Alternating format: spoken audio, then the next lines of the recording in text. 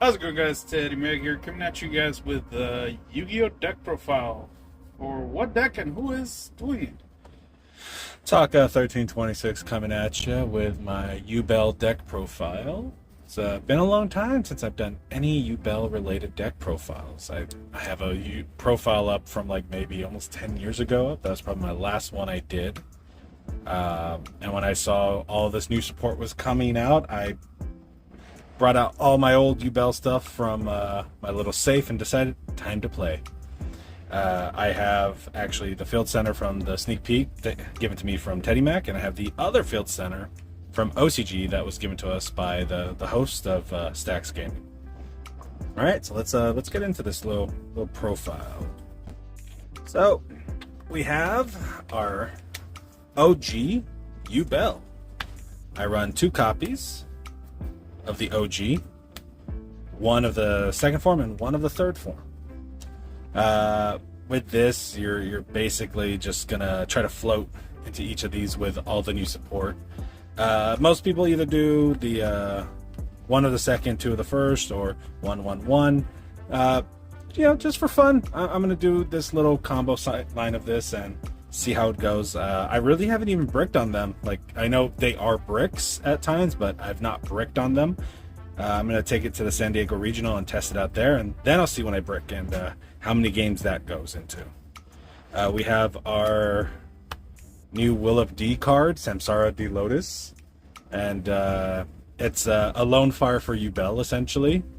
It's also essentially this is the branded fusion of the deck. You ash this with all your might. If you have the OG Yubel up, it can bring itself back to the hand or to the field, and it sets it up as a monster negate by changing the text of a card to become Destroy Yubel. So that card is awesome. I do 2 of the Gruesome Grave Squirmer. Some people do 3, some people do 1. I'm liking the 2 because it's as long as you control a fiend monster, it can summon itself out. And if you control, like, essentially Yubel, you can pop Yubel to float. And then the Grave effect to Reborn. Essentially, Yubel is really, really good.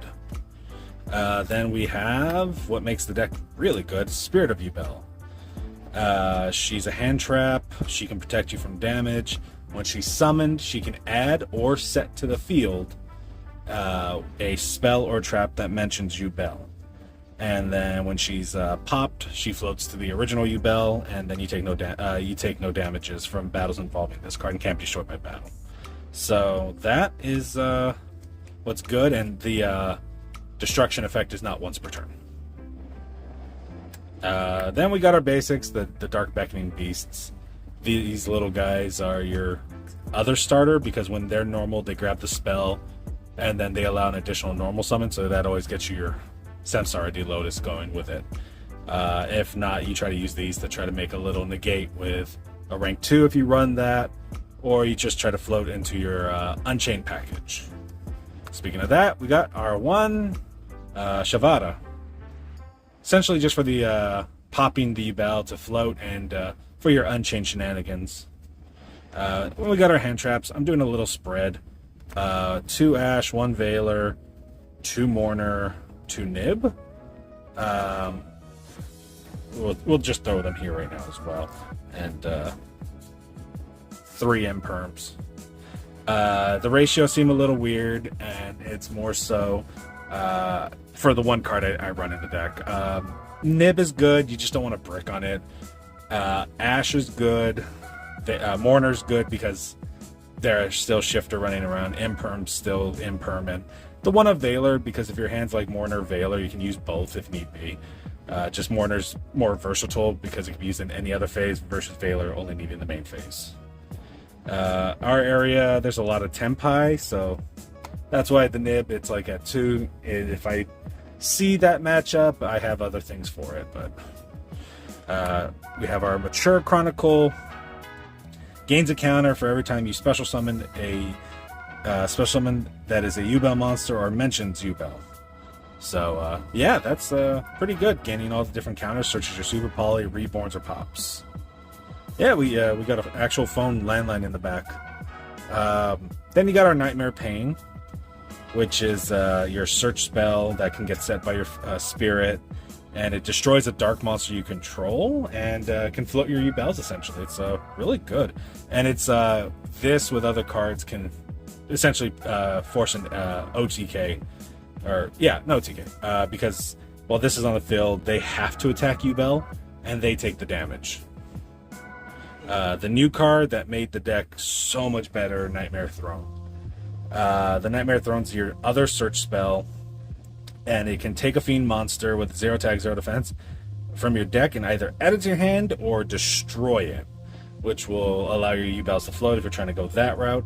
And then it's if a Yubel you control leaves the field by a card effect, you can add to your hand 1 Yubel monster from your deck, grave, or banishment whose level is 1 higher or lower than that monster, and then special summon it, ignoring summoning conditions.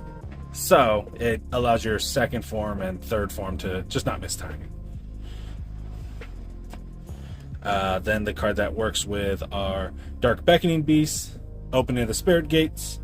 This card kind of does it all.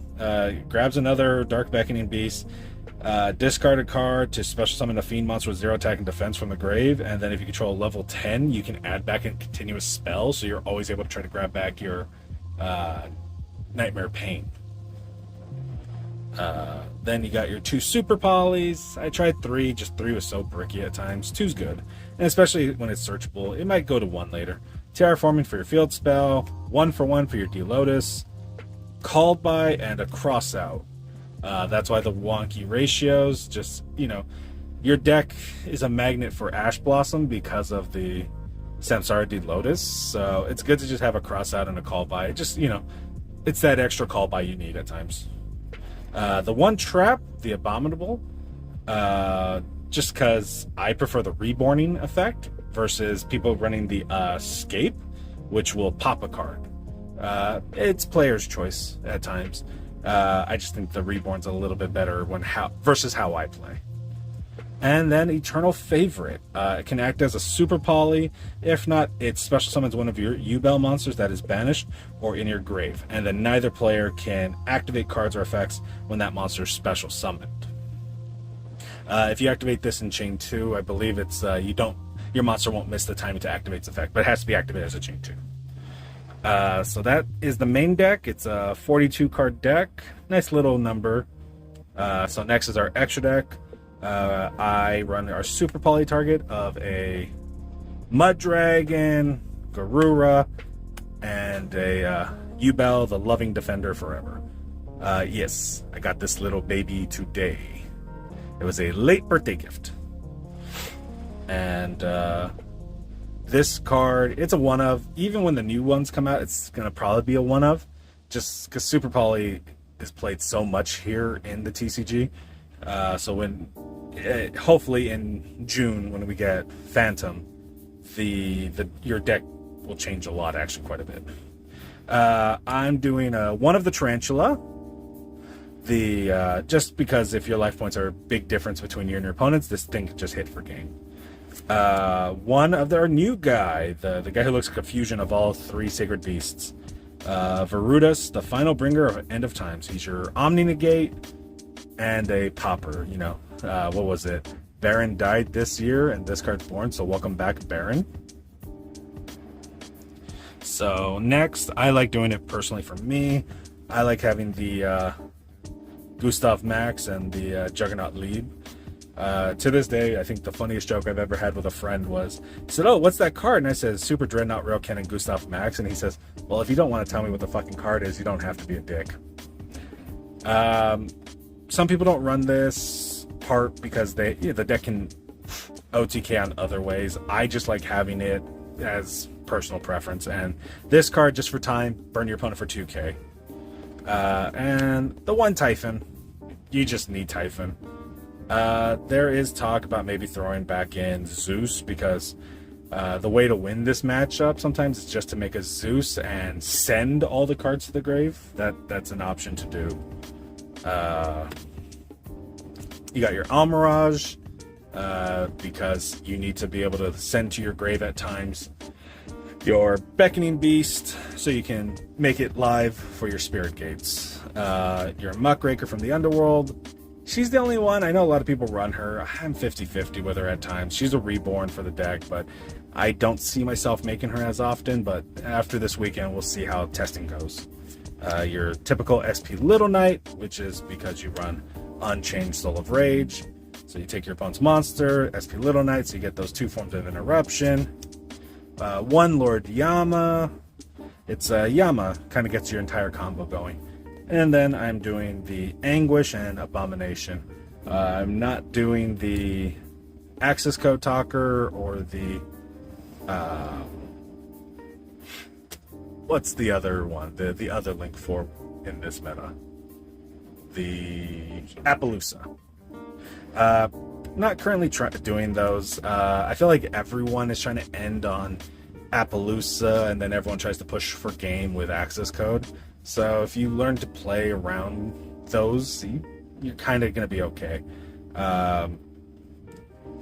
That's the main deck and the side extra deck. Not showing my side today. I'll show it after the regional this weekend. But this is the basis of the deck here. The deck will go through 2 more evolutions, hopefully.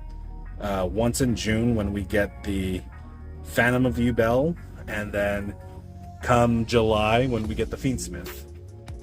Yeah, Fiendsmith. So, all right, guys, stay tuned.